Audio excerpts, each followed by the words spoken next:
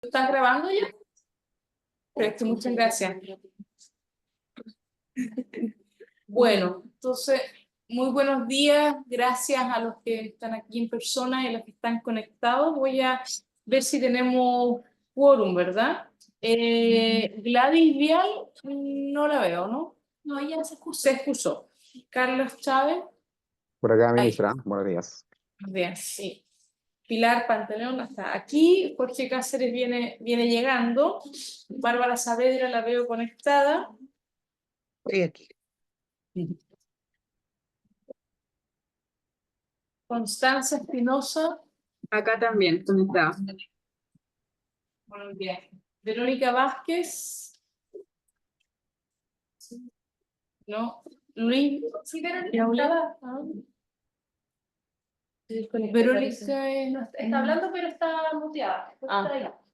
Está de rojo. Sí. Que dice, dice iPhone de Verónica, ya. Rodrigo Esteves. No. Rodrigo Fuster, ahí está. Buen día, ministro. Buenos días.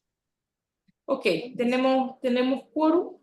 Lo primero que tenemos que hacer es aprobar el acta de la sesión pasada, que es del 26 de marzo.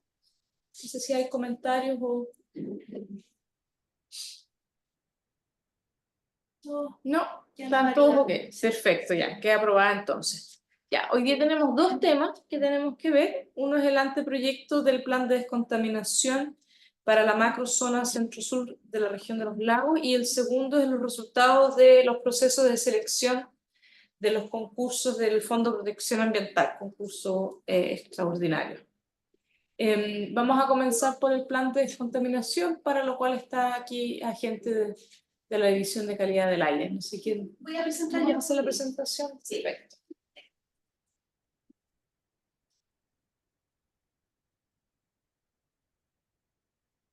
No sé si se ve. ¿Estás presentando? Nada aún. ¿No?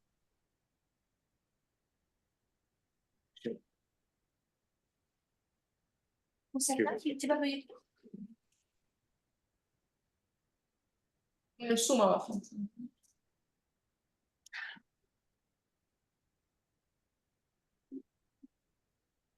Ahora sí.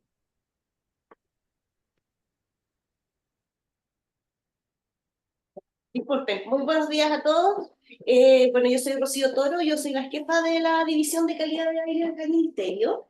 Y bueno, me acompaña el equipo del Departamento de Planes y Normas y me acompaña también el jefe de la sección de planes. Lo que nosotros queremos presentar hoy día es el anteproyecto del Plan de Descontaminación Atmosférica para la macrozona centro-norte de la región de los lagos.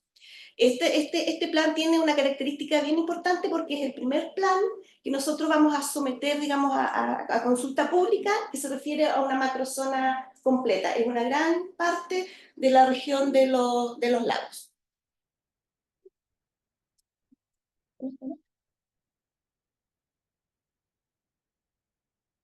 ¿En qué avanzó? ¿Cómo se? Hay que cliquear con el... Aprieta. Ahí, ya. Como este es igual un consejo consultivo nuevo, tenemos una lámina para explicar lo que es un plan de descontaminación. Y bueno, un plan de descontaminación es un instrumento de gestión ambiental que se aplica en una zona en donde las normas de calidad primaria o alguna norma de calidad primaria está siendo superada y esta zona previamente es declarada zona saturada, ¿ya? El plan consiste en un conjunto de medidas que se aplican en dicha zona para lograr sacar a esta zona de la condición de saturación y volver a los niveles de calidad de aire, digamos, para cumplir la normativa respectiva. En el caso de la región de los lagos, tenemos una declaración de zona saturada de la comuna de Osorno desde el año 2013 y su respectivo plan que está vigente, y en el 2021 esta zona saturada se amplió a 9 comunas aledañas de la zona zona centro-norte de la región de los lagos, que se las voy a mencionar.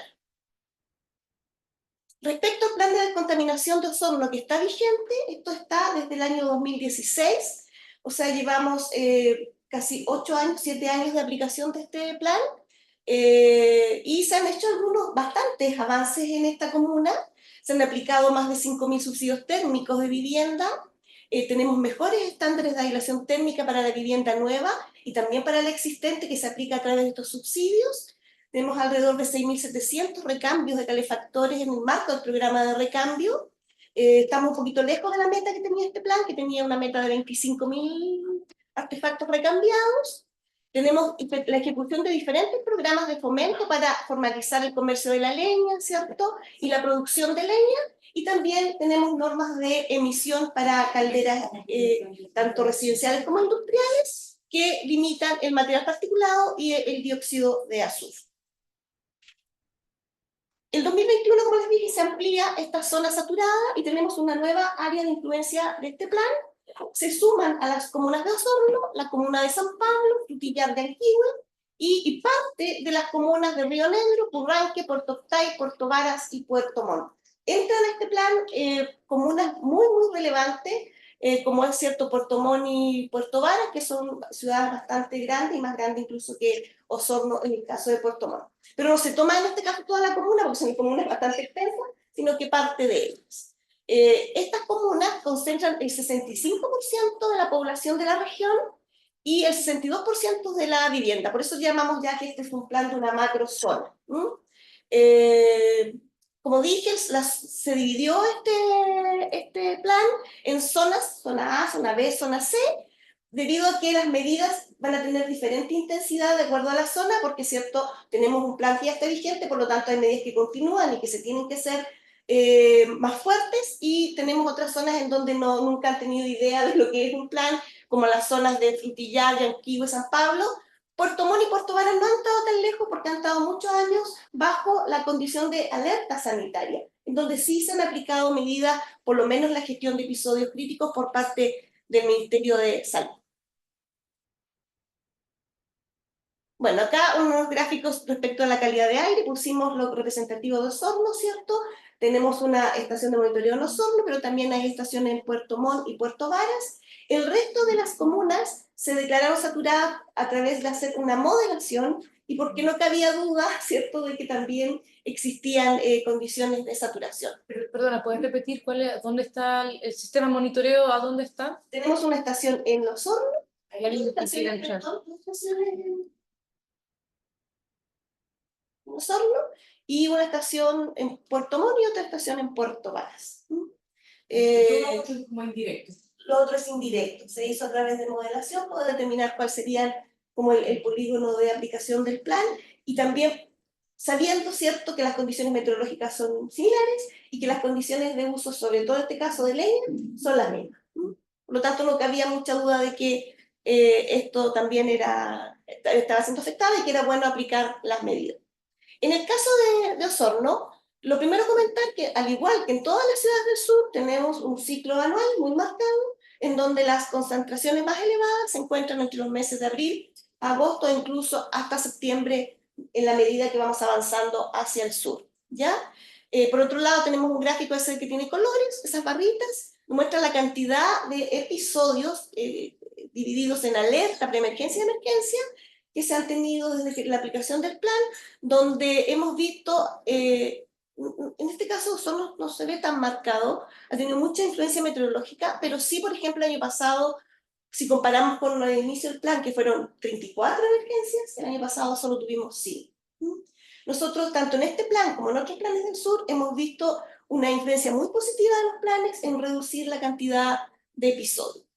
¿Qué pasa con el tema del percentil 98 del material particulado fino?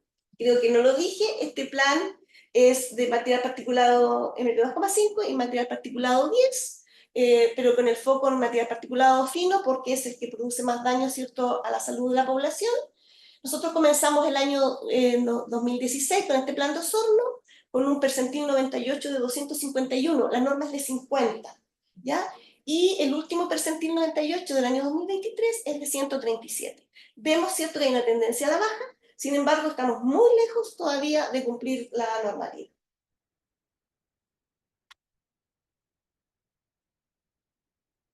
¿Quién es el responsable de la contaminación de los altos niveles de materia particulada fino tanto en Osorno como en la macrozona centro-norte? Bueno, no es muy novedoso, es la LENE, ¿ya? En el caso de material particulado fino, el responsable del 89% de las emisiones de la zona, que ascienden a más de 11.000 toneladas al año, son provenientes de la combustión de leña residencial. El resto se distribuye en emisiones de las fuentes industriales, en las quemas e incendios y también en las fuentes móviles, pero todas aquellas en muy baja proporción. Dado eso, es que los planes tienen están focalizados y fortalecidos para abordar la temática del uso de leña en viviendas. ¿Cuál es la meta que tenemos en esta macrozona? ¿Ya? Bueno, la meta es salir, como ya lo dije, de la condición de saturación que tienen estas comunas, tanto para el MP10 como en el caso de Osorno, y MP2,5 para el resto. Tenemos una meta, voy a mencionar solo la MP2,5, de reducir un 72% las emisiones. Eso es muchísimo. De las 11.000 y tanto toneladas, ¿cierto? Tenemos que reducir el 72%. Es una gran meta, esto lo tenemos proyectado en este plan a 10 años de ejecución. Perdona, Sí. esta semana abrió la consulta pública para la revisión de la norma De material particulado. 2,5. Entonces, nos vamos a ir pisando la cola. O sea, vamos a ir como Sí. como llegar al 72%, pero después va a Sí. ser más estricto. Sí, Porque... esa norma no había sido revisada hace 10 años, por lo tanto correspondía revisarla, y obviamente tenemos que ir dando pasos para hacerla un poquito más exigente. Sin duda que ese valor va a aumentar ese porcentaje de reducción. Bueno, y respecto a la norma PM2,5 se va a presentar acá en el Consejo, tenemos que planificar cuándo lo haremos. Hay un comentario para los consejeros y para la ministra. Si recuerdan, el límite que nosotros teníamos en 2016, ¿cuánto teníamos que bajar? Era más de lo que tendríamos que bajar con la nueva medición, cuando sacamos la primera norma. Es decir, igual progresivamente nos estamos acercando a la meta. Sí, no, claro, o sea, va bajando y En el inicio lo que pasa es que ahora queremos seguir bajando más. Exactamente, en el inicio del plan de Osorno la meta es muy grande y hemos avanzado, y ahora nos estamos poniendo una meta más exigente, sí, pero es para continuar con la avance. Sí. Perdón, que haga pero van a hablar de la gestión de episodios críticos, porque Sí. ya. Sí. Bueno, ¿cómo han sido las etapas de elaboración de este plan? Como mencioné, en enero del año 2021 se declara zona saturada, esta gran macrozona de la región de los lagos.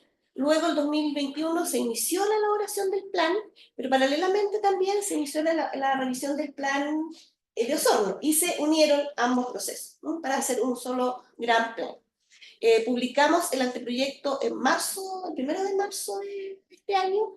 Ahí la verdad que se ve que hay varios años entre el 2021 y 2024, pero recuerden que en el 2021 estábamos en pandemia y prácticamente ahí no hubo mayor avance. Se retoma, ¿cierto?, este trabajo en 2022.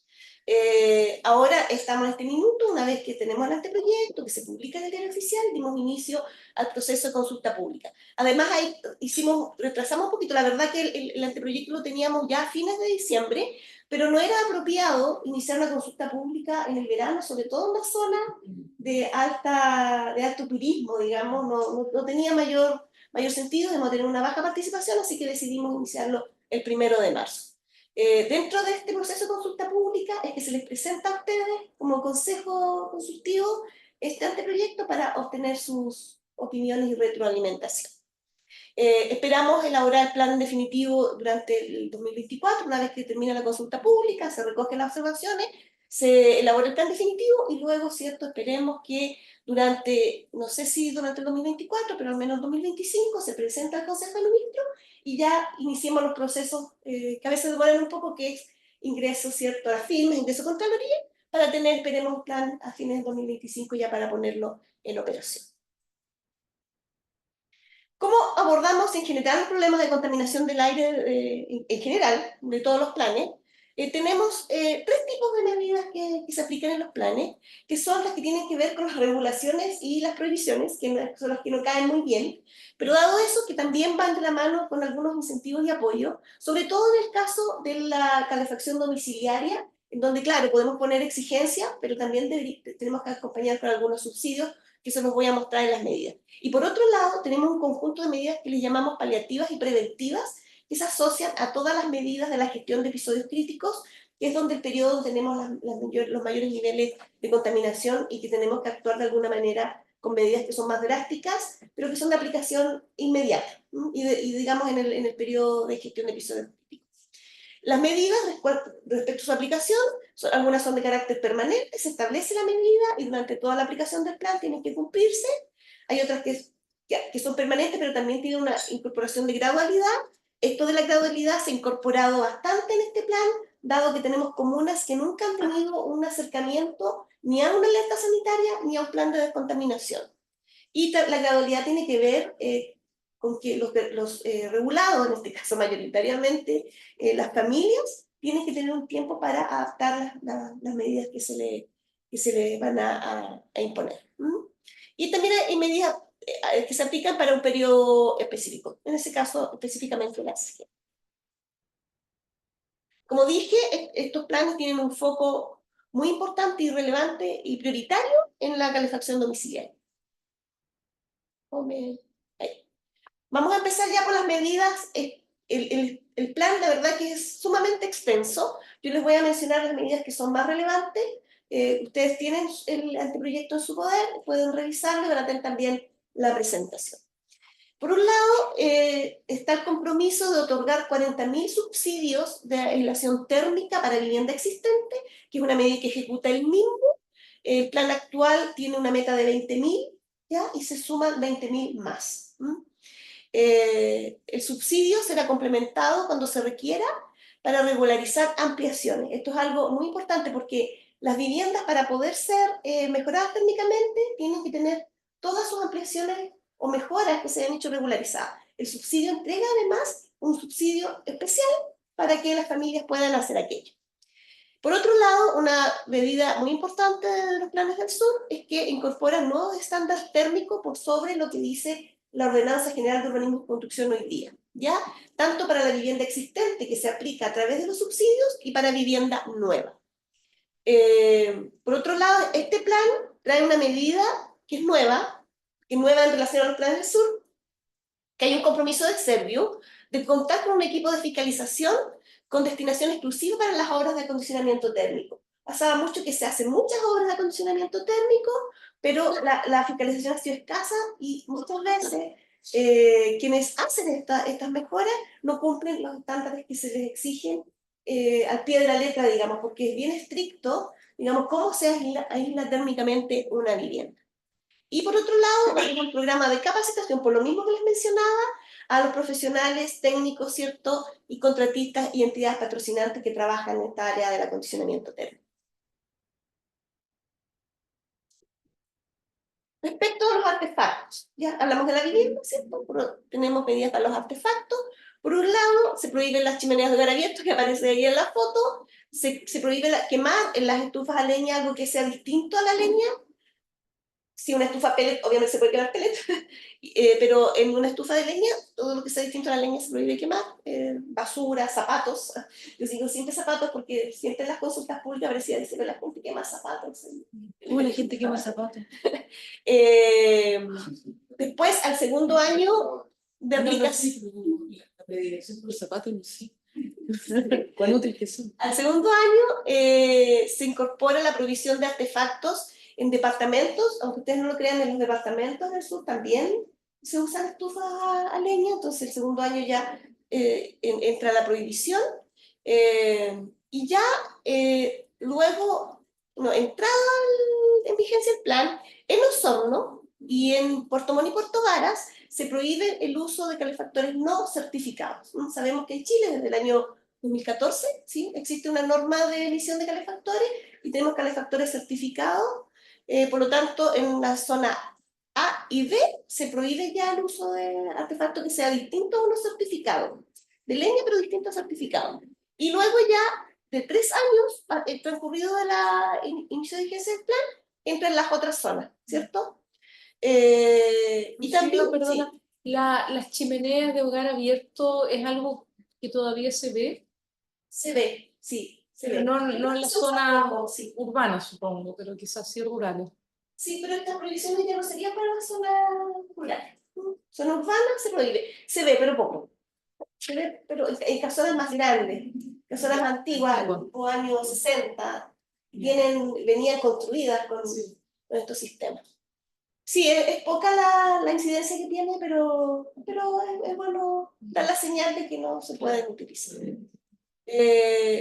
Bueno, también hay una medida que es nueva, que es la prohibición de calefactores en vivienda nueva. O sea, todo lo que se construya con los nuevos estándares de aislación térmica ya estaría prohibido de incorporar un sistema de calefacción. Pasa mucho que las inmobiliarias, se ha ido dejando un poco, pero pasaba mucho que entregaban las casas ya con una estufa de ley. Entonces, lo que se les va a pedir a las inmobiliarias es que entreguen con un sistema distinto a la ley, ¿ya? Y también, bueno, la medida estrella, que es el programa de recambio de calefactores, que tiene una meta de 45.000 recambios, 25.000 creo que tenía solo, y se suman 20.000 para la macrozona.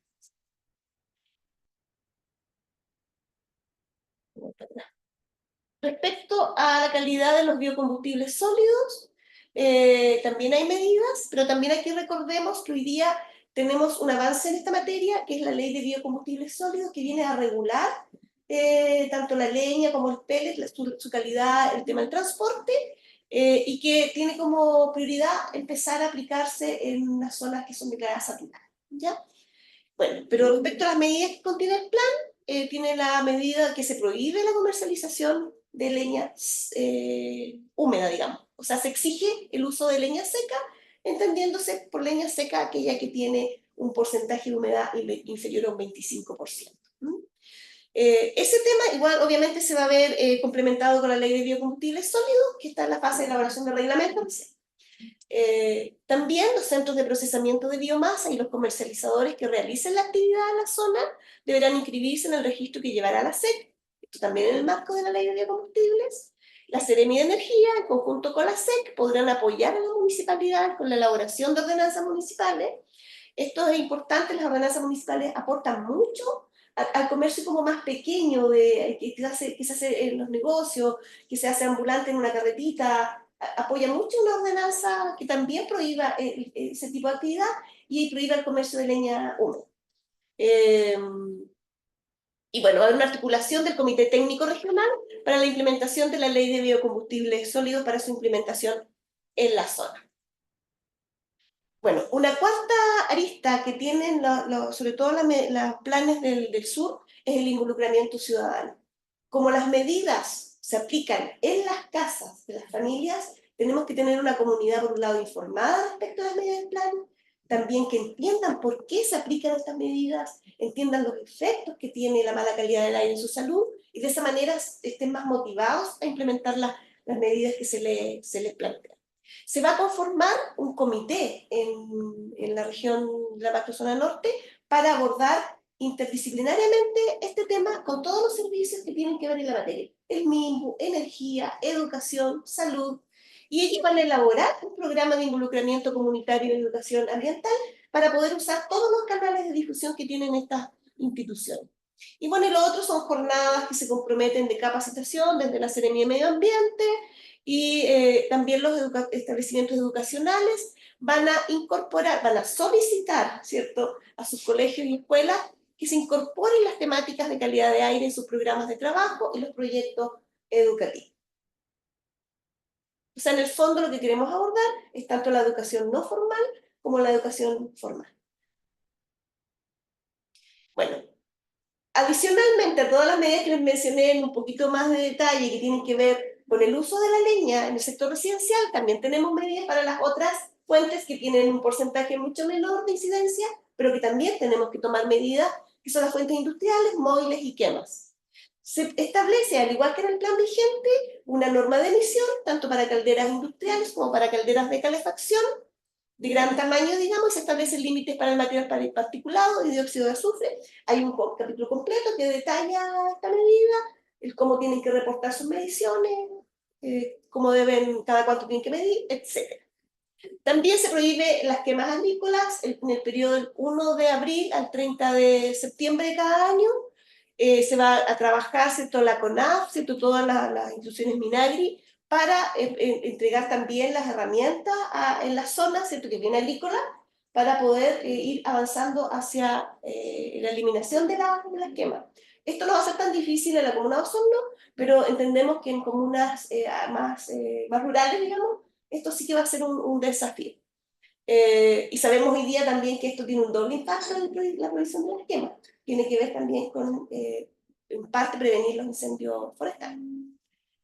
También en el caso de las fuentes móviles hay un compromiso de reemplazar un mínimo de 200 buses urbanos con una mejor tecnología que cumple las normativas actuales, esto en un periodo de 10 años. También se van a incorporar en los procesos de licitación del Ministerio de Transporte mayores exigencias para aplicar en las plantas de revisión técnica.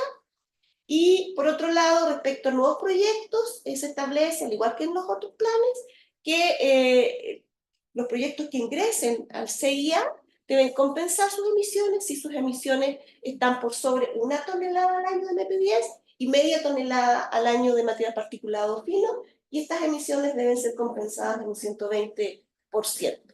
Hay todo un capítulo que detalla cómo se hacen estas compensaciones. Perdona, Rocío, Sí. nosotros no aplicamos para los sectores donde no hay plan vigente todavía la ley de zonas latentes y saturadas. ¿Con medidas provisionales? No. En las zonas nuevas, Claro. se tendrían que ir aplicando, se podrían, digamos, aplicar. Pero no lo hicimos. Para, Estamos esperando que esté el plan. para este plan no lo hicimos, llegamos un poco tarde porque la declaración de zonas fue del 2021. Claro, pero no está el plan vigente todavía. Y se tenía que hacer antes del anteproyecto y ya estábamos como encima. Terminando el anteproyecto, claro. Era antes del Anteproyecto. anteproyecto. Y además, como teníamos Osorno con plan, Sí. y en las otras zonas estaba difícil como empezar a aplicar medidas así como inmediatas. Eso. En el norte debutó. Sí, pues Sí, Calama. en Calama. Calama debutó. Bueno, esa ley estaba pensada para Calama. Sí. Ya. Bueno, yo hablaba de que teníamos medidas que son de carácter preventivo paliativo. Estas medidas se engloban en lo que se llama la gestión de episodios críticos, que son medidas que se aplican, sobre todo en los meses de invierno, se aplica del 1 de abril al 30 de septiembre, en donde se previene tener mayores episodios a través de pronosticar el episodio que se tendrá al día siguiente y en base a ese pronóstico establecer medidas restrictivas. Las medidas se aplican para las condiciones de alerta, preemergencia y emergencia, que puse ahí yo los valores entre paréntesis. Recordemos que la norma es un valor de 50, o sea, ya se aplican medidas cuando la condición es bastante crítica, sobre todo en emergencia, que cuando tenemos valores sobre 170, siendo la norma un valor de 50. Ahí yo no me voy a detallar mucho porque en el capítulo está bien definido, pero aquí hay hasta gradualidad en lo que tiene que ver con las zonas. Osorno empieza con medidas más restrictivas, ¿cierto? También la zona B que engloba Puerto Montt y Puerto Vara, porque son zonas que ya han tenido a través de la alerta sanitaria medidas, ¿ya? Y para la zona C las medidas entran con mayor gradualidad. En lo que es alerta tenemos provisiones del tipo de no usar 2 calefactores de manera simultánea. Ustedes dirán, ¿cómo tienen 2 calefactores? Sí, en el sur tienen 2 calefactores y a veces un calefactor y una cocina a leña. Entonces, en alerta se pide que se use solo uno y en un horario definido, de 6 de la tarde a 6 de la mañana. Eso de 6 de la tarde a 6 de la mañana lo van a ver en muchas medidas y se aplica porque la verdad es que nosotros las malas condiciones de calidad de aire las tenemos en la tarde. Y no les mostré yo un pic del ciclo diario, pero el ciclo diario, las concentraciones son bastante bajas durante la mañana hasta tipo 5 de la tarde, 6 de la tarde, donde empiezan a aumentar. Eso tiene 2 razones. Una, que se producen fenómenos de inversión térmica, o sea, baja la temperatura abruptamente, y además las familias regresan a sus hogares después del trabajo, después de la jornada de estudios, y se encienden los calefactores, ¿ya? Entonces las restricciones están focalizadas en esos horarios más que nada. También hay otra medida que es muy valorada, que es no permitir la emisión de humos visibles, porque eso permite que la familia use leña, pero la use bien, ¿no? Y bueno, para que la use bien es que se requieren muchas actividades de difusión, pero una estufa de leña bien usada puede reducir muchísimo sus emisiones y no emitir humo. También hay una medida que ha sido un poco polémica con la energía, que queremos empezar a prohibir en ciertos polígonos de las comunas, en una proporción muy pequeña, pero que ya no puedan usar estufa a leña definitivamente. Los criterios los estamos trabajando con energía, pero tienen que ver un poco con tamaño de la vivienda, si es una vivienda nueva. ¿Por qué es importante esa medida? Porque tenemos viviendas nuevas que están siendo entregadas ya con muy buenos niveles de aislación térmica, que las entregan con un equipo distinto a la leña, pero las familias están volviendo a usar leña. Por lo tanto, queremos introducir la medida ya de que si la casa es nueva, ya no se puede utilizar leña. Queremos avanzar en la reducción del uso de leña, importantemente porque, así con restricciones, digamos, porque yo les mencionaba que tenemos que reducir un 70% las emisiones para lograr una buena calidad del aire en esta zona. Por otro lado tenemos, bueno, se prohíben las calderas de calefacción de vivienda, que son pequeñas, que son bajo 75 kilowatts. También se comienzan ya a prohibir en lo que es alerta y también en preemergencia y emergencia. Ya en preemergencia avanzamos un poquitito más en las restricciones. También está la prohibición de uso simultáneo de 2 o más artefactos, no se permite luz visible. También está la prohibición de elegir un polígono donde se prohíbe solo en preemergencia. Y está también, ¿cierto?, la prohibición permanente. Eso, pero también se prohíben las calderas industriales, que emiten una cierta cantidad de 30 miligramos por metro cúbico, y también se le afecta en algunos casos a calderas de calefacción de edificios, ¿ya? También está muy detallado en el instrumento. Y acá tenemos el análisis general de impacto económico y social. Habíamos invitado a Nicolás, pero no pudo. Bueno, en términos generales, no fue muy fácil. Yo quería que lo hubiese explicado Nicolás, hacer aquí porque involucraba muchas comunas. No nos habíamos visto enfrentados a evaluar una gran cantidad de comunas, en donde obviamente la información con la que contamos también es poca. Pero finalmente se hizo aquí, en estos gráficos estamos mostrando el impacto que tiene la aplicación de medidas en Osorno, en donde con el conjunto de medidas, ¿cierto?, de mejoramiento térmico, del cambio de calefactores y de otras medidas adicionales que les mencioné, estaríamos, ¿cierto?, logrando cumplir la normativa más o menos el año 2033. En el caso, obviamente, de Puerto Montt, se demora un poquito más la curva porque el plan, pensemos que va a entrar en vigencia en unos 2 años más, y el 2035 esperamos estarnos acercando en este conjunto de medidas en la zona. Igual hubo que hacer varios supuestos porque no sabemos muy bien cómo va a ser la distribución finalmente de la cantidad global de calefactores, global de mejoramientos térmicos. Tenemos que ver dónde van a ir siendo, ¿cierto?, localizados. Porque obviamente estando en una zona saturada, todas las personas van a tener el derecho de postular. No hay que ver, lo hice en mi computador. Bueno, los beneficios de este plan están muy por sobre los costos, obviamente, porque reducir toneladas de material particulado fino tiene una reducción de costos de efectos de salud muy importante. Y vemos que la relación beneficio-costo es de 4 veces, el beneficio es 4 veces el costo. No sé si ustedes quieren agregar algo ahí en ese tema. No me lo estudié muy bien porque pensé en el clase. Pero en el fondo lo que hacemos con la GIE, ¿cierto?, es evaluar monetariamente, en este caso, porque los planes tienen otros beneficios que no se llevan a temas recursos, pero en el caso lo que es relaciones beneficio-costo monetaria, es ampliamente recomendable, ¿cierto?, aplicar. Eso. Muchas gracias. Gracias. ¿Tomamos preguntas, comentarios? ¿Se puede quizás dejar de compartir para que veamos?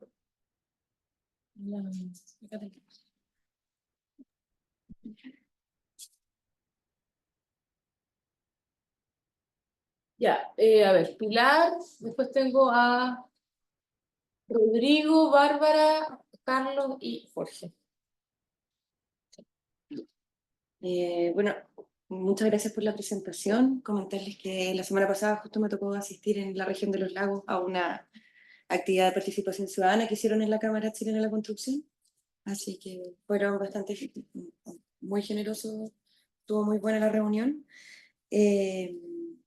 Acá nosotros tenemos algunas observaciones con respecto a esto de unificar procesos de PDA, como de revisión de un PDA y la generación de un PDA para una zona nueva, que vemos algunas dificultades, si bien contempla partes de gradualidad que se agradecen, hay ciertas partes, justo la que nos toca a nosotros como gremio de construcción, que no contempla medidas de gradualidad en cuanto como diferenciación, por así decirlo, en la zona de Osorno versus la de Puerto Montt. Las medidas son iguales para todos. En cuanto a las exigencias para las viviendas existentes, en cuanto a la aplicación del subsidio de acondicionamiento térmico, como para las viviendas nuevas que contempla el artículo 8. ¿Cómo se llama? Tenemos ahí alguna... es como que finalmente nos están pidiendo a la gente como de que está fuera de Osorno, le están pidiendo subirse a una micro que ya iba andando 50 kilómetros por hora, que ahora va a tener que andar a 100, es como subirse de manera bastante rápida. También, como decían ustedes, como esto también requiere un cambio cultural, que no solo incluye a los usuarios, sino que también incluye a la industria y todo. Y ese cambio cultural lo han tenido en Osorno, pero no lo han tenido en Puerto Montt. Nosotros estamos trabajando. Creo que quedan 2 años. Sí, no está bien, pues, pero por así decirlo, lo hemos conversado también con los socios de hecho, hemos estado trabajando con los socios de Osorno, quienes ya habían como vivido la implementación del PDA, y no ha sido nada fácil para la industria ajustarse. ¿No? Acá como que hay requerimientos, por ejemplo, que ahora incluso Osorno es como, le voy a hablar una cosa muy técnica, igual les vamos a poner las observaciones de la participación ciudadana, pero es como los muros se tienen que engrosar adentro, por lo cual pierde superficie, por lo cual hay que agrandar la vivienda, y ese agrandamiento de vivienda requiere un agrandamiento también del lote, porque tampoco la vivienda vertical, por así decirlo, la densificación en altura no es mucha la que se hace allá, se construye mucho más vivienda en extensión. Entonces, ahí hay bastantes complicaciones que aumentan los costos. Tenemos algunas diferencias en cuanto al concepto de vivienda existente, que contempla, no me acuerdo cuál artículo, pero el numeral 73, uno de los primeros, donde tienen como un glosario. Da un concepto de vivienda existente como aquella vivienda que existe antes de la existencia del plan de descontaminación, y esto no conversa con los programas habitacionales del MIMBU ni con lo que señala la Ordenanza General de Urbanismo y Construcciones. Entonces van a haber problemas serios como para poder determinar lo que es una vivienda existente o una Porque vivienda. en distintos instrumentos se definen distintas viviendas existentes. Sí, o sea, la vivienda existente en general, la Ordenanza General, como las viviendas les cuesta mucho regularizarse, habla de vivienda existente, pero no distingue si tiene permiso, recepción o no, para poder que puedan ingresar también los programas habitacionales que permitan la regularización, como en el caso del DC27 de acondicionamiento térmico. Y por otro lado, por ejemplo, los programas DC1 que venden vivienda nueva, se entiende por vivienda nueva toda aquella que tiene una recepción municipal no superior a 2 años. Entonces ahí hay ciertos conceptos que quizás podrían trabajarlos con el MIMBU, pero igual los vamos a poner de manera formal en la consulta pública, pero vemos ahí que nos vamos a enredar todo, o sea, como la aplicación de los subsidios, como no va a estar un poco complicado. En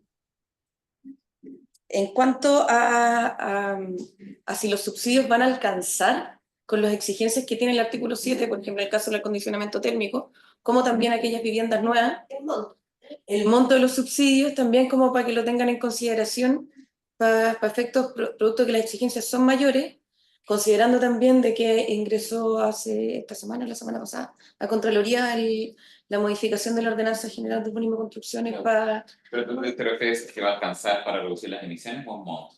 No, para cumplir las exigencias del PDA. O sea, como en cuanto como a constructibilidad, sí, ahora es de 140 UF el de acondicionamiento térmico, y los programas habitacionales ahora tienen 100 UF para el tema, para las viviendas nuevas. Estamos hablando solamente de viviendas de interés público.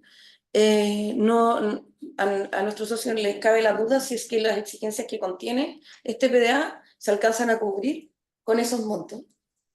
Entonces ahí como para que Sí. se pueda anticipar también el trabajo de fijar esos montos, como dice la ministra, son 2 años también para la implementación, pero para poder tener esa lógica, Lamentamos un poco,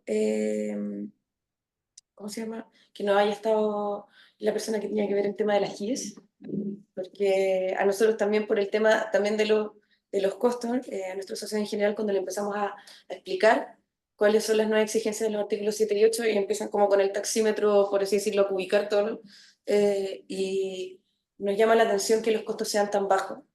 En el AGIES, cuando uno lo lee, hay muchos antecedentes que dicen elaboración propia, pero ¿de dónde sacaron esos datos? En la región nos dijeron que había una fórmula que había hecho la Seremi de los Lagos, pero que no consta en el expediente. Acá de nuevo creo que es importante ir trabajando en tenerlo más completo los expedientes, para efectos de poder hacer observaciones adecuadas. Al parecer, ellos voluntariamente, la Seremi del MIMBU, al parecer le va a explicar a los socios en unas semanas más cómo hicieron ese cálculo, pero también tampoco sabemos cómo evaluaron el tema de la proyección de construcción de vivienda y el impacto económico que eso genera. Esto, les voy a poner un ejemplo muy burdo. Por ejemplo, hay un sector en donde tú no puedes vender las viviendas a más de, no sé, voy a inventar 5.000 UF, que son viviendas que no aplican para subsidio, digamos. Con estas nuevas exigencias, los costos van a aumentar, por lo cual se van a traspasar a precio, y quizás las inversiones se tengan que dejar de hacer producto de que hay que venderlas a 7.000 y ahí nadie te va a comprar una vivienda a 7.000, por lo cual no tiene, y se van a desechar proyectos de vivienda. Por otro lado, hay proyectos habitacionales del plan de emergencia habitacional que no se han ejecutado, por ejemplo, en el caso de la comuna de Osorno, producto de la declaración del humedal Las Quemas. Se bajó un plan urbano habitacional que contemplaba muchísimas viviendas para comités de allegados. Y no sabemos qué va a pasar con esa construcción de vivienda, entonces, ¿cómo proyectan esos costos y esos beneficios en función de eso? Una duda también general, ¿cómo se calculan los costos y los beneficios para aquellas viviendas que, ¿cómo se llama? Que tienen problemas de tenencia, como el caso de los campamentos, que también pasa en el de Calama? ¿Cómo los calculan? Perdón, la última pregunta.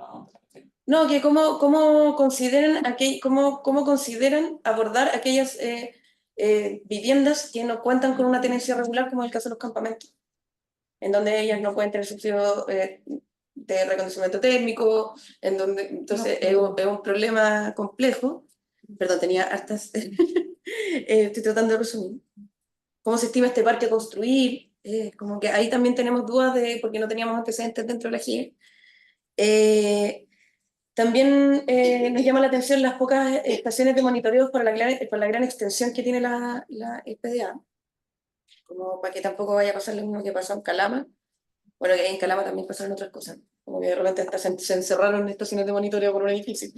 Pero también tenemos dudas de que si bien el 20% de este PDA aplica a zona rural, tenemos dificultades para ver cómo va a funcionar el tema con el DC10, que es el programa de... El 20%... Como porque dijeron que el 81% del universo de las viviendas que son urbanas, entonces hay un 20% que está en área rural, y en esa área rural se aplica el subsidio del DC10 para habitabilidad rural del MIMBU.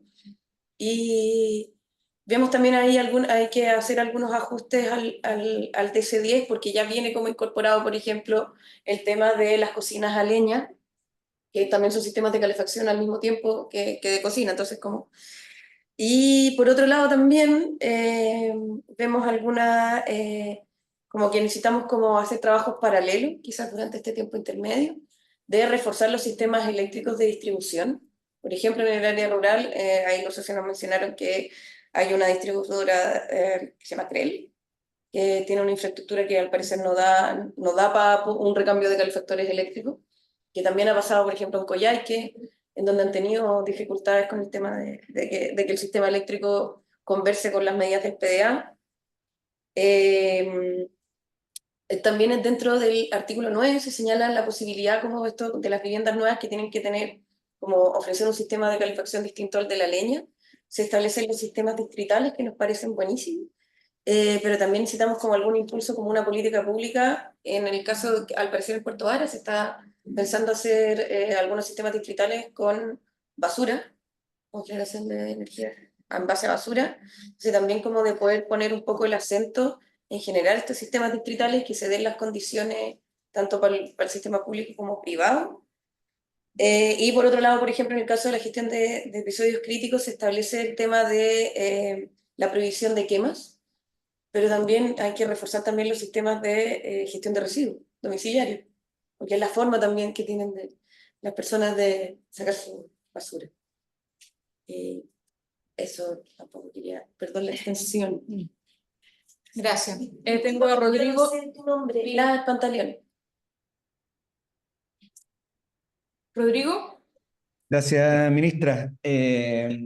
Tengo dos preocupaciones sobre el anteproyecto de plan. El primero es sobre la fiscalización de la implementación de las medidas. Me parece que ahí hay un espacio de mejora en el sentido que no da garantía de que efectivamente se pueda fiscalizar aquello que se propone en el plan. No sé si habrá alguna posibilidad de ser más explícito en el documento respecto de cuáles van a ser estas medidas, tanto para las medidas que están pensadas en los hogares como también para el control de los episodios críticos, por ejemplo. Ese es un punto. Y el segundo que quería dejar sobre la mesa es si existe la atribución de extender restricciones, por ejemplo, en relación a las quemas agrícolas, porque están planteadas para el periodo de invierno, pero lo mencionó Rocío en su presentación, que también era una buena medida para el control de incendios. Y hoy día, entendiendo que el mundo de la agricultura no hace quema de rastrojos agrícolas con la frecuencia que se hacía hace 10 o 20 años atrás, sino que más bien son algunos residuos que no necesariamente son agrícolas. Mi pregunta es si se puede señalar para esta zona una restricción que sea permanente. No sé si eso se debería conversar con el Ministerio de Agricultura, que tiene más detalles, pero creo que podría ser una opción permanente. Esa era mi intervención. Muchas gracias. Gracias, Rodrigo. Bárbara. Sí, buen día. Oye, yo no soy experta en esto, obviamente, y yo pensaba que lo que yo hacía era complicado, que es conservación de biodiversidad. Pero esto me parece de un nivel de complejidad impresionante. Y bueno, pero solamente quiero hacer algunos comentarios generales, destacar algunas cosas y algunas preguntas. Me parece que la propuesta se base en zonificación y que tenga asociada jerarquía es súper importante. Gran parte de los temas que son de interés común tienen que empezar a moverse en torno a zonificación y avanzar en estos planes también con zonificación. Creo que es una cosa importante. Lo que decía Rodrigo en términos de la fiscalización, que aquí aparece como una adición, también me parece, ustedes lo mencionaron, adicionar un poco la fiscalización de la calidad de las nuevas viviendas. Me parece importante completar parte de los ciclos con la cuestión de fiscalización, pero en algunos espacios que lo voy a comentar también, lo veo súper poco viable y bien irreal. Ahora, en términos generales, tengo algunas preguntas muy amplias en el sentido de que estos planes de descontaminación llevan un montón de tiempo. Santiago ha liderado gran parte de esto. Y mi pregunta es, ¿cuáles son los grandes aprendizajes? Porque yo no veo muchas diferencias acá fundamentales a abordar el problema de fondo eh, de los problemas del origen de esta contaminación, que en el caso aquí tiene que ver con una cosa súper cultural de uso de leña, pero también cuáles son los planes, o sea, los aprendizajes de los planes anteriores, porque ustedes mostraron los datos de Osorno y la efectividad en el reemplazo de las estufas, por ejemplo, la entrega de los subsidios ha sido menor de lo que se esperaba. Se ponen metas que son súper ambiciosas, pero en la práctica no sé si la experiencia ha mostrado, me parece que no, ha mostrado que no vamos a ser capaces de cumplirla. Entonces, ¿cuáles son realmente lo que este plan contiene en relación a todos los otros planes y los aprendizajes que nos va a permitir mejorar este plan e ir adaptando y usando el conocimiento para poder ir mejorando las nuevas propuestas de planes? Porque en lo básico, a mí me parece que es más o menos lo mismo. Son metas ambiciosas, se avanza lentamente, pero en Osorno en algunas cosas no se ven, por ejemplo, eh, claras diferencias. Entonces, me gustaría saber cuáles son efectivamente esos aprendizajes como colectivo.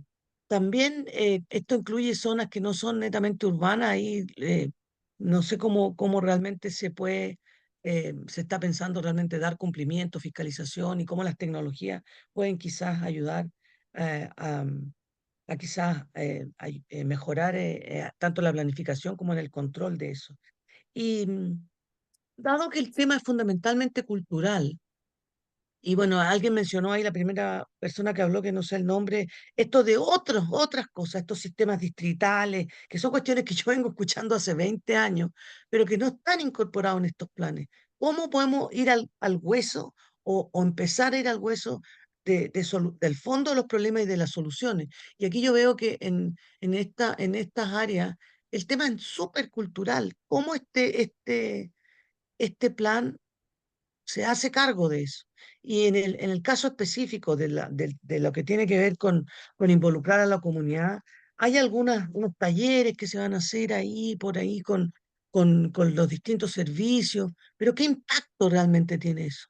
Y hay otras avenidas, de las cuales vengo yo, por ejemplo, en los cuales la ciudadanía se puede involucrar de otra forma, por ejemplo, a través de monitoreo ciudadano, de ciencia ciudadana, de establecer conexiones con las escuelas, llegar incluso a los mismos hogares que estén monitoreando en red. Entonces, ¿cómo podemos nosotros, a través de otras cosas que no están construidas en este plan, ir un poquito al fondo de esto y al nivel como de cambio cultural, pero también nuevas tecnologías que nos hagan alejarnos del uso de las leyes? O sea, porque eso tiene todos los otros problemas que sabemos que están asociados al uso de la leña, que es la generación de leña, que está asociado a cultivos que degradan o que algunos son monocultivos, que tienen problemas, entorpecen los ciclos hidrológicos, que hay pérdida de suelo, toda una serie de otros factores que también están asociados. Eh, y por lo tanto estaría bueno pensar en realmente abordar de manera estratégica ese cambio cultural. Alianza estratégica con el mundo de la energía eléctrica, qué sé yo. Yo sé que muchas de estas discusiones se vienen dando hace tiempo, pero mi pregunta es, ¿cómo todo esto y tantos años que llevamos y los aprendizajes que están ahí, las redes que están ahí, eh, están reflejadas en esta nueva propuesta de plan? Gracias, Bárbara. Carlos Chávez, y Perdón, después José quería hacer Manuel. un comentario, más antes de irme. Es que me voy a tener que retirar un poquito antes de las 10, así que me excuso de antemano. Muy bien, gracias, ministra. Quisiera partir agradeciendo a Rocío por la presentación y también por la oportunidad de revisar el plan. Yo quisiera mencionar 4 o 5 puntos. Voy a tratar de ser breve. Lo primero es sobre la historia reciente en Osorno, del plan de Osorno, ¿no?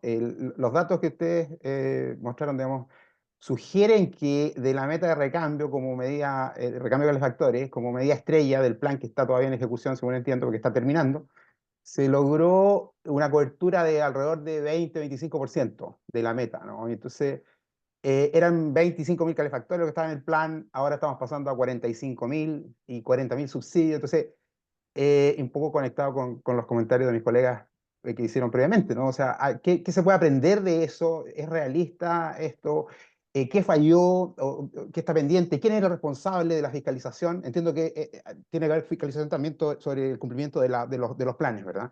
Entonces, ese es como el primer punto, porque eso puede servir ahora para la próxima década, ¿no? Estoy pensando en el futuro. El segundo punto que quiero plantear es sobre información. Para preparar el plan y luego para monitorear el plan y hacer evaluaciones intermedias y finales. A mí me parece razonable el argumento que se planteó referido a que el plan lo diseñamos con información, lo diseñamos para 9 comunas con información de estaciones de monitoreo que están en 3 comunas.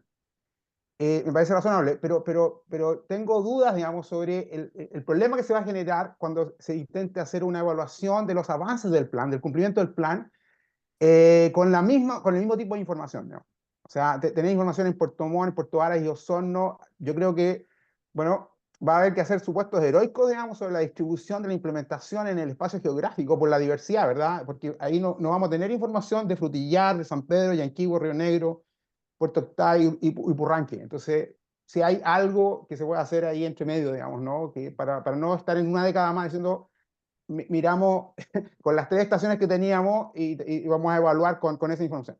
El tercer punto es las medidas, digamos, principales de este plan. No son las únicas, obviamente, porque hay una diversidad, hay un portfolio de medidas, como presentó Rocío, que me parece adecuado, pero las medidas principales son el programa de subsidio para el acondicionamiento térmico y el programa de recambio calefactorio. Y entonces yo quería preguntar, tengo dos asuntos con esto, ¿no? Lo primero es si hay alguna coordinación planificada con estos 2 programas, estas son 2 ventanillas completamente independientes. Y mi pregunta tiene que ver un poco en conversaciones que he tenido previamente, incluso con colegas del propio ministerio y en esfuerzos de investigación reciente, ¿no? Podría ser, bueno, no hay evidencia muy robusta sobre esto, pero podría ser un problema aislar viviendas con equipos malos, digamos, ¿no? Porque eso podría producir problemas de aumento en la contaminación intradomiciliaria, por ejemplo.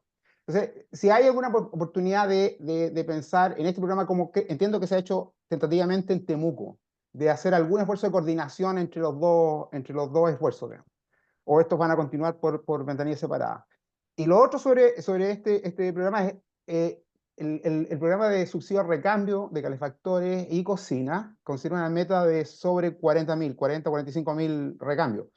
Lo que me gustaría saber es si da lo mismo recambiar cocinas o calefactores o si hay submetas al interior de esto y se espera lograr recambiar una cierta cantidad de estos 45.000 recambios que sean cocinas a leña y otra fracción que sean calefactores. O es una combinación de lo que salga de aquí, digamos. Y si hay medidas que van a ser diferenciadas, porque me parece a mí, la experiencia por lo menos que yo conozco previa, es que es muy difícil o es más difícil recambiar cocinas que recambiar estufas.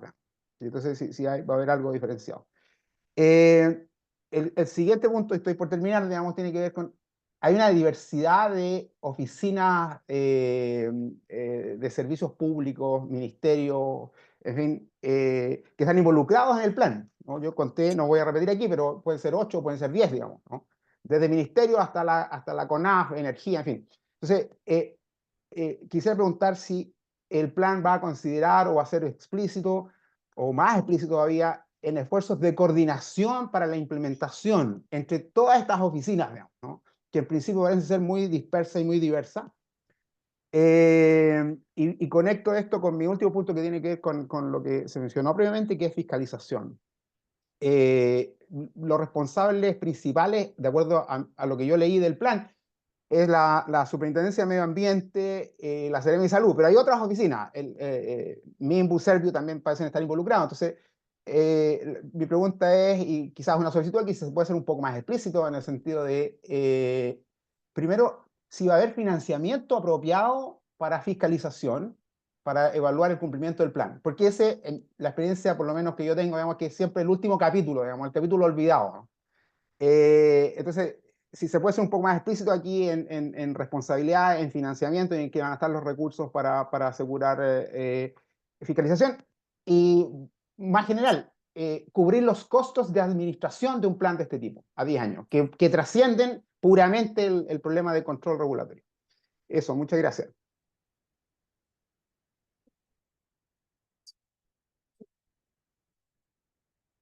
Constanza.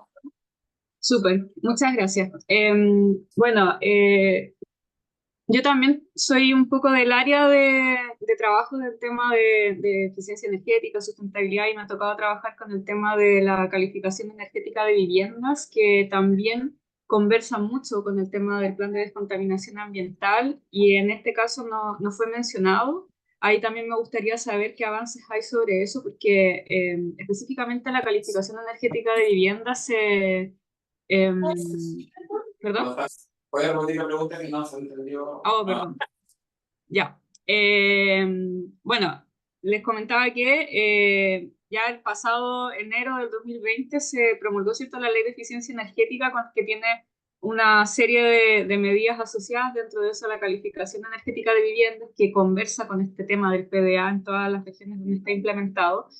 Y en este plan no se hace referencia a eso específicamente, qué pasa con la calificación, qué exigencias van a haber. en ese contexto. Yo entiendo igual que el reglamento de la calificación está en proceso todavía para ver cómo se aplican estas mejoras de manera concreta.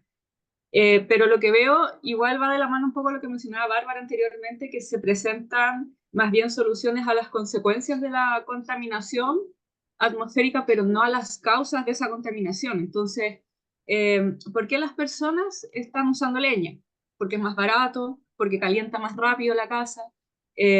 ¿Por qué se menciona constantemente el tema de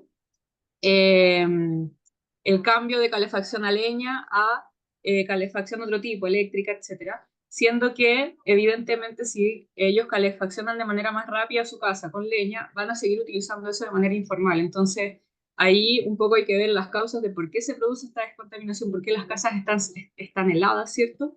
Y un punto importante también que mencionó Carlos, de cómo nosotros acondicionamos térmicamente las viviendas, no tiene que ver solo con abrigar la casa, abrigar y aislar, sino que también tiene que haber un control de la ventilación, porque si no se va a generar esta humedad y contaminación intradomiciliaria, independiente si se usa calefacción a combustión al interior.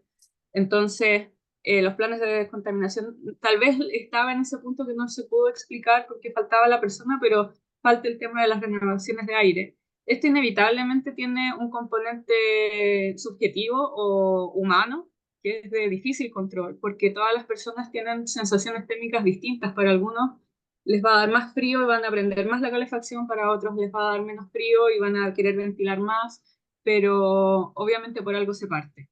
¿Y por qué creo que hay que partir? Uno, es por el tema de la construcción. Yo sé que inevitablemente hay costos asociados, los subsidios no siempre alcanzan, pero es parte de lo que, bueno, de mi profesión también como arquitectos, como constructores, es nuestra tarea, construir espacios confortables y habitables dependiendo de dónde habitan las personas. Entonces, como que volver un poco a nuestra labor como profesionales y hacerlo bien, a construir adecuadamente de acuerdo a donde está ubicada la vivienda, y eso contempla que tenga un buen sistema de ventilación, que la aislación ojalá sea por el exterior, no por el interior, porque es mucho más eficiente, entre otras cosas. Y el otro tema es cómo ayudan a las personas al tema de la calefacción, porque como decía antes, en estas zonas más frías es muy caro calefaccionarse. Hay regiones donde hay subsidios también energéticos, donde las personas tienen la calefacción más bien asegurada, ¿cierto? Entonces acá, ¿cómo también se ayuda en ese contexto? Si las personas gastan mucha plata en calefacción y les sale más barato ir a la esquina a comprar leña, van a seguir usando leña. No van a prender el radiador eléctrico aunque la inmobiliaria lo tenga instalado. Entonces, creo que hay que ser como más rigurosos en el tema de cuáles son las causas de la contaminación, ser estrictos en lo que se les exige a las inmobiliarias, a las constructoras en las viviendas nuevas, y también solucionar el tema como tal vez de subsidios energéticos o de calefacción para las familias, sobre todo considerando que hay harta vivienda rural que es mucho más difícil fiscalizar, y eso se entiende. Entonces, esas son mis observaciones, más que nada, ojalá atender más las causas de la contaminación que solamente las consecuencias, e ir haciendo estos como parches de solución. Gracias, Constanza. Le doy la palabra a Jorge. Tengo que avisar que tenemos un problema. Lo que pasa es que el Fondo de Protección Ambiental tiene que verse hoy día por un tema procedimental, y en 10 minutos se van a desconectar 2 consejeros y nos vamos a quedar sin quórum.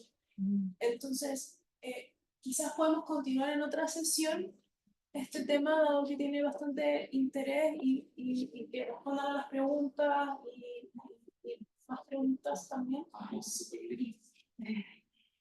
Que si no vamos a alcanzar. Perdona, Jorge. ¿Será posible? Perdón. Mira, dame un minuto. Ya. Tengo muchas observaciones, pero voy a ir a 3 estructurales. El monitoreo, comparto el tema de las aprehensiones. Hoy día hay métodos mucho más livianos de monitoreo, podría complementarse con ello. Disposición para trabajarlo, porque es complejo también ir declarando, extendiendo zonas en base a modelación exclusivamente.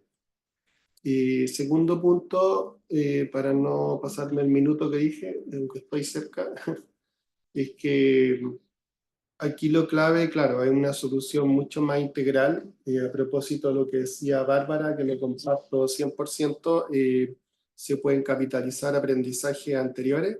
Hay varias ideas interesantes que estamos y proyectos que estamos trabajando, sobre todo a partir de experiencias que hemos hecho en la zona sur, aislando con otra materialidad, sistemas distritales y sobre todo un elemento que sí ha sido muy valioso, que en estos desafíos hay que innovar, que han sido, usted ministra lo conoce bien, las compensaciones. Estamos avanzando bien en Coyhaique con el equipo allá, con la ayuda también de Roberto, de la Jime, que parece que está enferma. Pero no cerrar el espacio para otros tipos de financiamiento, eso es clave.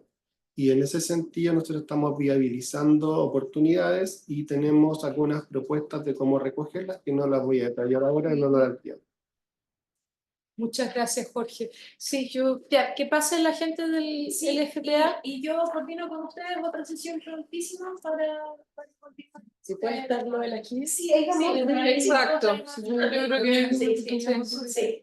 Además, recuerden de que está abierta la consulta pública, así que yo creo que las como preguntas más específicas se debieran dejar ahí y se contestan ahí también. Pero yo sé que el equipo tiene respuestas a varias como preguntas más estructurales que ustedes han hecho, que podemos compartir en una próxima sesión de explicarles en el fondo de cómo se está abordando, porque efectivamente el problema es tan estructural, adelante, que requiere también de una respuesta más estructural. Ministra, y mientras se instala el FPA, recojo nomás solo una cosa, que es la preocupación por la excepción de la norma particular. Yo soy bien prudente en mis observaciones, pero ahí hay un tema complejo, ¿no? Y estamos aportando una norma más estricta que la Unión Europea. No estamos cuidando la cola. Después cumplamos las medidas y después nos ponemos más rígidos o fortalezcamos al menos las medidas de gestión de piso. Muchas gracias. Bueno, Gracias. para eso vamos a tener tiempo para discutirlo. Gracias, Rocío y Cristian. Y Roberto.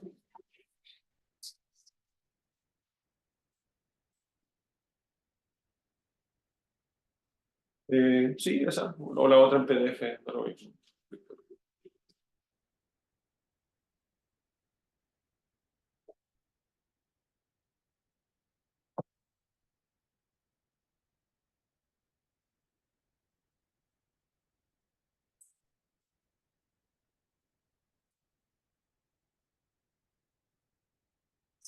¿Sí? ¿Empezamos?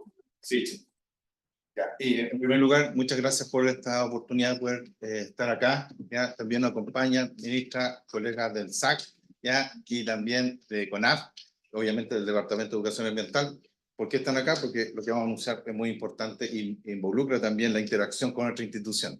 Así que básicamente la idea es presentar 3 proyectos que están vinculados con la educación ambiental, la región de O'Higgins, otro que tiene que ver con el fomento al rescate y la protección, sobre todo, de la fauna silvestre, y también un tema vinculado a la educación, un proyecto vinculado a la educación forestal y la conservación de la biodiversidad. Esto implica, ¿cierto?, un trabajo enorme que se ha hecho y de coordinación, de colaboración, ¿ya? Y esto implica una inversión de 305 millones. Pero José Luis me dijeron que tiene que ser muy preciso y corto. Sí. José Luis va a dar cuenta, ¿cierto?, de lo que implican estas líneas de proyectos. Así que muchas gracias. Gracias, Carlos. Buenos días, ministra. Buenos días, consejeros, consejeras, presenciales y los que están también online. Tenemos audio de las personas que están online y están viendo la presentación, ¿sí? Sí, se ve. Bien. Bien, sí, vamos a revisar 3 concursos: programa para la formación de líderes ambientales, fortalecimiento del centro de rescate y rehabilitación y educación para la prevención de incendios forestales. Sí, vamos a contextualizar, sí, para aquellos consejeros que no han participado de esta naturaleza de reuniones en situaciones anteriores. El Fondo de Protección Ambiental es el primer fondo concursable de carácter nacional con que cuenta el Estado de Chile para financiar proyectos de carácter ambiental. Está administrado por el Ministerio del Medio Ambiente, contextualizado en la División de Educación Ambiental y Participación Ciudadana de nuestro ministerio, y es administrado por el Departamento del Fondo de Protección Ambiental. fue creado por la ley 19.300 y en el artículo 67 define que los proyectos con financiamiento mayor a 500 unidades de fomento deben presentarse al Consejo Consultivo, hoy Consejo para la Sustentabilidad y Cambio Climático, para ser oído, indica la ley. ¿Qué financia el Fondo de Protección Ambiental? Proyectos orientados a la protección o reparación del medio ambiente, el desarrollo sustentable, la preservación de la naturaleza, la conservación del patrimonio ambiental. Tenemos distintas fuentes de financiamiento. El artículo 67 indica que el financiamiento proviene de la ley de presupuesto, pero también podemos recibir otras fuentes de financiamiento. Sectores privados, otras instituciones públicas, herencias, legados, y es aquí donde nos posicionamos. El concurso regular del Fondo de Protección Ambiental, aquel que está dirigido a organizaciones territoriales y funcionales, se financia con la ley de presupuesto. Los concursos extraordinarios, como lo son estos tres, en esta instancia lo estamos financiando por medio de financiamiento que obedece a multas por daño ambiental causado por privados, con gestión del Consejo de Defensa del Estado, acuerdos extrajudiciales y que por medio de avenimientos, parte de esas multas llegan al Ministerio, al Fondo de Protección Ambiental. ¿Sí? El primer concurso, como comentábamos, es el programa Modelo para Formación de Líderes Ambientales. Tiene como objetivo elaborar un programa para la formación de liderazgos ambientales comunitarios basados en la generación de capacidades de reflexión y acción local.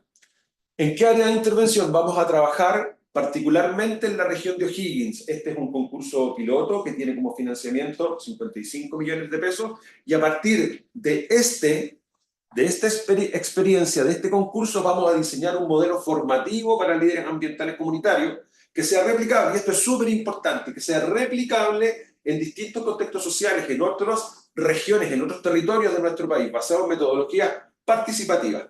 Se crea este modelo formativo, se implementa, ¿sí? Pero luego también vamos a obtener el diseño para elaborar un manual de implementación de un modelo para que sea replicable, ¿sí? Entonces, esto es un piloto regional, región de O'Higgins, con la intención de generar instrumentos que sean replicables en otros territorios de nuestro país.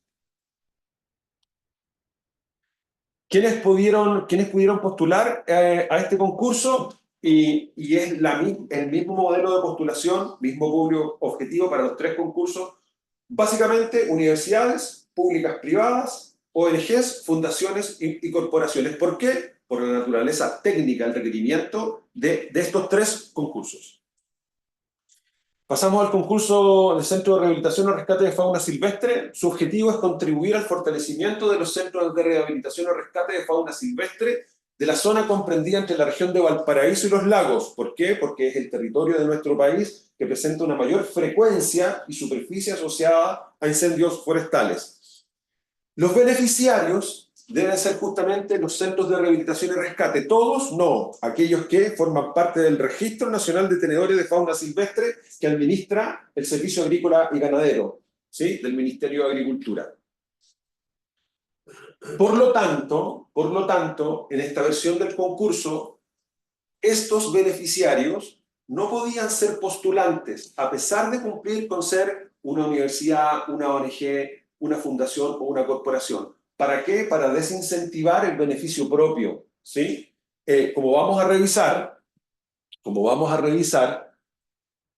bueno, las actividades u objetivos específicos asociados al objetivo general tienen como intención primero realizar un diagnóstico a nivel nacional de estos centros de rescate. ¿Cuál es su realidad? ¿Qué es lo que necesitaban? ¿Cuál es su frecuencia de uso? Pero también cuál es el financiamiento que reciben.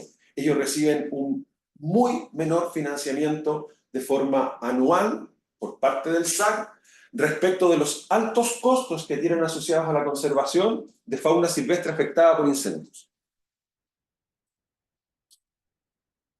Como ya revisamos, el público objetivo, universidades, fundaciones, corporaciones, centros de investigación. Respecto al concurso de educación para la prevención de incendios forestales, que trabajamos junto a CONAF, el anterior junto al SAC, su objetivo era fortalecer a comunidades locales en la prevención de incendios forestales. Aquí hay palabritas núcleos, ¿sí? Fortalecer a las comunidades locales, súper importante en la prevención de incendios forestales, para evitar la pérdida de biodiversidad y de servicios ecosistémicos en zonas de alto riesgo de incendio. Aquí ampliamos, en base a un análisis hecho con la contraparte técnica, ampliamos, y esto va desde la región de Coquimbo, la anterior desde Valparaíso, hasta la región de Magallanes y la Antártica, la anterior hasta la región de los lagos.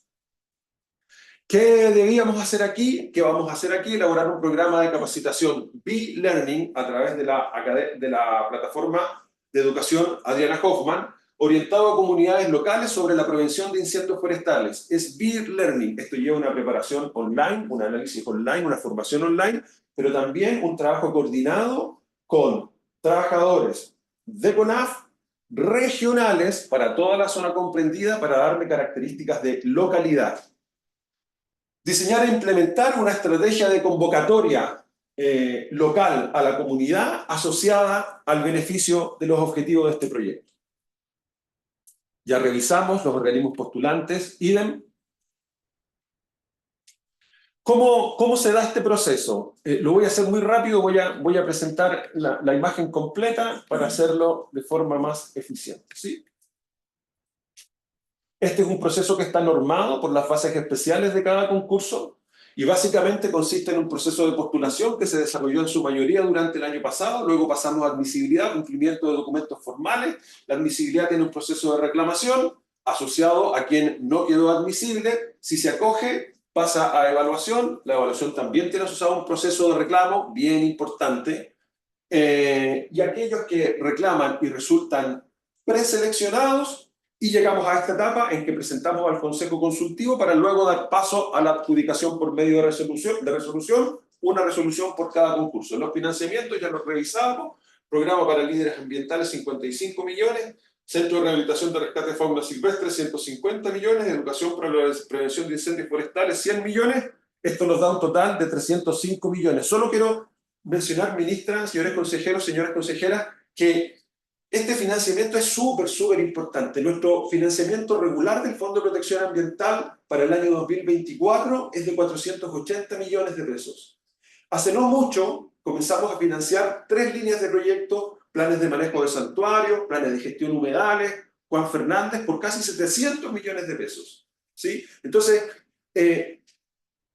lo que trato de hacer es entregar la dimensión clara de que yo sé que son pocos recursos, pero son recursos muy importantes para la gestión de esta institución, para el trabajo que realiza nuestro departamento y focalizar también el programa del Fondo de Protección Ambiental, hoy día contextualizarlo como una herramienta de gestión técnica para nuestra institución. Ya no solo estamos atendiendo aquellas necesidades locales, ¿sí? Sino que estamos atendiendo alineamientos técnicos, incluso, perdón, es que yo de aquí, de verdad, yo me lleno de orgullo, porque no solo estamos atendiendo alineamientos técnicos de nuestra institución, trabajando con los distintos departamentos de recursos naturales, sino que ahora somos capaces de trabajar con otras instituciones para atender otros requerimientos técnicos de carácter nacional, ¿sí? Esta es la parte sustantiva, a esto nos llama la ley, a enseñarles los resultados de los concursos, ¿sí? Y aquí tenemos noticias buenas y tal vez no tan buenas, pero aquellas que no son tan buenas tenemos un plan de acción para mejorar aquello que. Respecto de la formación de líderes ambientales, recibimos 1, 2, 3, 4, 5, 6 postulaciones que resultaron admitidas, por lo tanto pasaron a evaluación, y la primera, su primera valoración, resultó a la Universidad de O'Higgins, una universidad local, conocedora del territorio, que va a poder desarrollar este proyecto en buenas condiciones. Su nota fue 406. Tenemos una nota de corte de preselección. No podemos seleccionar todo aquello que nos llega. Tenemos una nota mínima para no declarar desierto el concurso. Esa nota era 357, se superó, 405, por eso está para adjudicación, ¿sí? El concurso del Centro de Rehabilitación o Rescate de Fauna Silvestre recibimos una postulación. Contextualicemos aquí, los centros de rescate registrados en el SAC no podían postular para desincentivar el beneficio propio, ¿sí? Recibimos una postulación, su evaluación conjunta fue de 319. Fue una mala propuesta técnica. Por lo tanto, este concurso debemos declararlo desierto y reabrirlo bajo una nueva mirada en función de la experiencia. Hoy día vamos a analizar, abrir para postulación a los centros de rescate que están comprendidos en esta zona. Difícil tarea, ¿por qué? Porque tenemos personas naturales y jurídicas, con y sin fines de lucro. El FPA siempre va a personas naturales de naturaleza jurídica sin fines de lucro. Tenemos que analizarlo muy bien, administrativa, técnica y jurídicamente, cómo reabrimos este concurso y tenemos algunas ideas junto al Servicio Agrícola y Ganadero. ¿Sí? Y por último, los resultados de educación para la prevención de incendios forestales. Recibimos postulaciones, fueron admitidas. De ellas, la Universidad de Chile lideró el ranking, ¿sí? Y una de ellas obtuvo una puntuación de 4,75, por lo tanto está para adjudicación. En resumen, el proceso va para realizar, luego de su manifestación, 2 resoluciones: formación de líderes ambientales, educación para la prevención de incendios forestales y conservación de la biodiversidad, y reapertura bajo replanteamiento técnico del concurso de centros de rescate. Aquí termino, solo reforzando la muy alta necesidad de reabrir y replantear este concurso en función de la necesidad que tienen nuestros centros de rescate y del financiamiento que se recibe anualmente. Eso es. Muchas gracias. Muchas gracias, José Luis. Bueno, este último punto era para ser oído, como entiendo, pero igual doy la palabra por un par de minutos que nos quedan para algún comentario o pregunta. Vi a Carlos primero y después Pilar y Bárbara. Gracias. Carlos. Muy bien, ya, gracias, ministra. Sí, muy breve. Gracias por la presentación. Yo tengo 2 o 3 puntos. Voy a ir muy rápido sobre esto, ¿no? El primero, que ya fue planteado por la persona que estaba presentando, digamos, y tiene que ver con qué falló, digamos, ¿no? Pues la preocupación es por qué, si hay fondos disponibles, no hay buenas propuestas, digamos, ¿no? Y a lo mejor está pensando en difusión, ese puede ser un camino, digamos, a lo mejor se necesita más difusión, pero seguro ustedes son especialistas en esto y están pensando en esto, ¿no? El segundo punto es, esta es una cuestión, mis 2 siguientes puntos son de forma, y aquí no es que yo quiera ponerle pelo a la sopa, solo quiero preguntar, digamos, dado que nos invitaron a mirar esto, digamos, y venían un montón de documentos. Lo primero es si es admisible que una institución, un proponente, presente 2 propuestas. Eso ocurre en el concurso de prevención de incendios forestales, digamos. Y me llamó la atención, que sé yo, es capaz que sea perfectamente ok, digamos, que la misma institución presente 2 propuestas, pero me llamó la atención. Y lo último es si la evaluación, si esta es una evaluación de panel o es una evaluación individual, donde distintas personas miran, los evaluadores, miran la propuesta y forman una opinión. Obviamente hay cuestiones que son objetivas y hay cuestiones que son subjetivas, digamos. Y lo planteo por lo siguiente: yo abrí aleatoriamente 3 de los 8 o 9 archivos con evaluaciones, y me llama la atención que esos archivos contienen 3 evaluaciones cada uno, pero las evaluaciones son exactamente las mismas, digamos, las mismas notas. Entonces quería preguntar si esto es un panel o es evaluaciones individuales. Entonces, me parece que es importante, ¿no? Y repito, no es que yo tenga preferencia por alguna de las 2, pero me gustaría tener claridad, digamos. Hay ventaja y desventaja con cada una de esas modalidades. Gracias. Sí. Gracias. No, vamos a tomar las preguntas. Perfecto. Bien. Pilar. Sí, teníamos 2 preguntas. Una que también iba en la línea que dijo Carlos, como que había una propuesta 2 veces por la Universidad de Chile, que quizás le pasa con esto que tiene como un solo root para todas las facultades. Claro. No sé si será por eso, pero no puede distinguir cuáles eran las propuestas, por qué eran distintas, por qué eran 2, como que ahí no, con los antecedentes que nos enviaron. Y lo otro es, en el caso de la prevención de incendios, que me parece súper bueno, sí se tomó en consideración el proyecto que hizo Caritas con CONAF, que también es gasta CONAF, en el caso de la Villa Botania en Quilpué. Sí. Como para efectos de considerar dentro de las bases o lo que es una buena experiencia, me parece. Sí. Gracias. Gracias. Bárbara. Sí, gracias. Yo también comparto la alegría que había ahí en la presentación, porque, claro, hace rato que yo conozco el FPA y encuentro que ha ido transitando hacia una cosa mucho más poderosa y que puede tener mucho más impacto. Así que felicitaciones por los avances en el proceso. Solo tengo una pregunta y desgraciadamente no voy a poder escucharla, pero después voy a ver la acta. Es que en relación al tema de la fauna nativa, ha habido una experiencia ahora en los incendios de Viña del Mar, en donde la comunidad, en esta interfase periurbana y más allá, se organizó de manera espontánea para prestar apoyo a la fauna que es menos vistosa, fauna nativa, que son lagartijas, micromamíferos, pájaros, una serie de otras cosas que están en esos cerros quemados y han hecho un esfuerzo extraordinario por poder acercarse y generar apoyo inmediato y mantener ese apoyo en el tiempo, estableciendo alianzas no solamente entre ellos, sino también con empresas aledañas para poder abastecerlos de alimentos, abastecer de agua, y han tenido apoyo, todo esto autoconvocado, espontáneo, por asociaciones de médicos veterinarios especializados, bueno, la Asociación de Médicos Veterinarios especializados en fauna silvestre, y me parece que es un modelo interesante de, no digo para meterlo en este concurso, pero dado que hay un interés en esto, porque el impacto de los incendios sobre la fauna nativa va mucho más allá que la de que los zorros y los mamíferos grandes.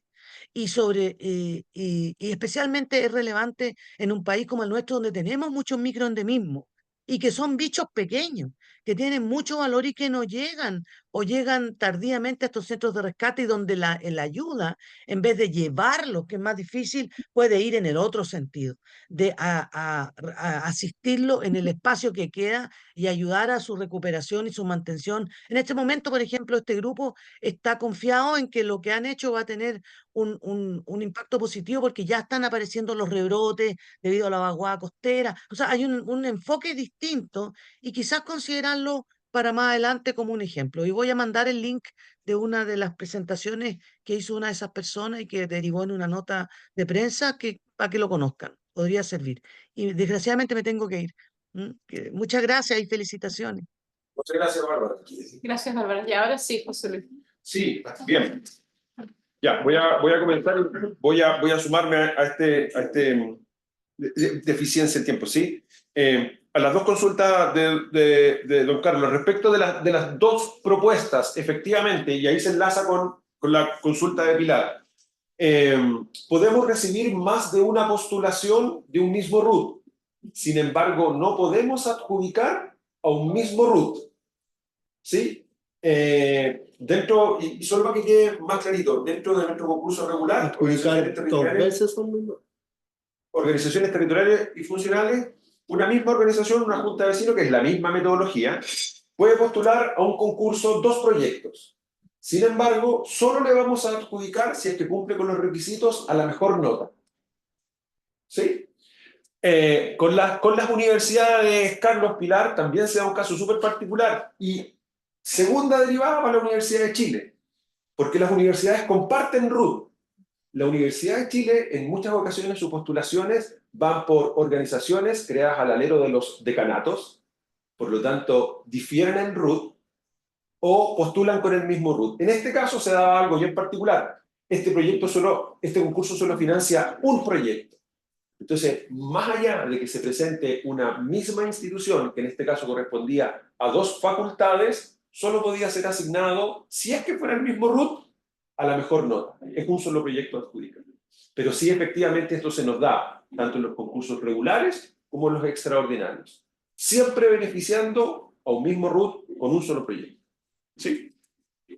Respecto de la forma de evaluación, don Carlos, existe una pauta de evaluación y existe un comité de evaluación. Este comité de evaluación, su forma de evaluar comprende una reunión inicial en la que se revisan las bases y se comparte la lectura de la pauta de evaluación. Sin embargo, no es una evaluación colegiada.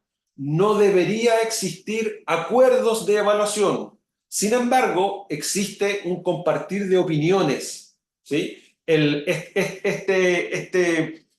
comité de evaluación no se junta en una sesión a definir notas. Si fuera la lectura, como usted lo indica, en el caso de que existen mismas evaluaciones para mismos criterios, ¿sí? Solo me pone feliz. ¿Por qué? Porque llevamos 27 años trabajando en pautas de evaluación para llegar a la objetividad. Y si es que bajo esa lectura de objetividad y buenas formas de presentaciones de postulación estamos llegando a notas similares, es una buena noticia, ¿sí? taxativamente no es una evaluación colegiada. Son evaluaciones individuales bajo una organización de un comité informado. ¿Sí? Sí, claro. Hola a todos, soy María del PA y trabajé también como en la comisión. Tienes que acercarte porque si no se te va a escuchar ni ver. Trabajé en la comisión, o sea, estuve con chiquillos en la comisión de evaluación y el archivo que ustedes recibieron es el archivo que nosotros le enviamos a las organizaciones que postularon y en realidad es para no enviar evaluaciones individuales, la nota de cada evaluador, pero la generalidad no es que todos tengamos las mismas notas. Como menciona José Luis, tenemos una reunión final en la que tratamos de aunar los criterios y sin embargo no siempre son las mismas notas. Ese es el archivo que ustedes recibieron, el final, con los promedios de nota de cada evaluador. Gracias. Gracias. Buena aclaración. Respecto de las dos consultas de Pilar, me parece que la primera quedó relativamente clara, ¿no? Y respecto de la segunda, yo aquí le pediría a Javier, ¿sí? Él es profesional de CONAF, para saber si consideramos el proyecto mencionado de Cáritas CONAF. Javier. Hola, buenas. Sí, en la presentación de CONAF, al momento de elaborar las bases, se consideraron dos programas que son importantes que las instituciones adjudicadas consideren al momento de elaborar su curso. Uno es el programa de comunidades preparadas, que es el que está basado justamente en el caso Botania. Si bien el caso Botania es un trabajo entre dos instituciones, que es CONAF y Cáritas, CONAF tiene su propio programa, que es el de comunidades preparadas, con una metodología que tiene 4 pasos en específico y que debe ser considerada por la institución al momento de construir su curso. Y además el programa de educación ambiental en prevención de incendios forestales, que de alguna forma aporta los contenidos también que deben ser tratados en el programa. Por lo tanto, dos programas centrales de lo que nosotros tratamos desde incendios forestales, prevención y mitigación, son considerados para las propuestas que tenían que se recibían al momento de ser evaluadas. Gracias. Bien. Sí, y respecto de la consulta de Bárbara, que a pesar de que no está, es súper bueno dejarlo en el acta, es fundamental lo que ella indica. De hecho, este concurso está, y su proyecto está dirigido al trabajo integral con la ciudadanía. Este es el centro del trabajo de este proyecto, identificar la ciudadanía asociada para mitigar y prevenir, ¿sí? Y solo un último punto muy importante. Está tan considerado el trabajo con la ciudadanía que en el concurso también consideramos el CASU, ¿sí? Y por lo tanto, y aquí un ejemplo súper particular, pero obedece a una situación explícita en las bases. Si tenemos a un grupo de madres o padres que producto de su tenencia, su cuidado de niños, no pueden asistir a este proyecto, va a considerar guarderías habilitadas para niños, para que las personas adultas interesadas puedan participar en las sesiones de capacitación. Entonces, CASU también está considerado en el FPA, ¿sí? Muchas gracias a ambos. ¿Querían decir algo más? No, ya, ok, ya, y les agradezco y quedamos entonces para hacer una sesión extraordinaria para volver a hablar el tema del plan de descontaminación. Les agradezco también a todos los que participaron y felicitaciones por él. Muchas gracias. Muchas gracias, consejero. Que se adjudicaron. Muy bien. Muy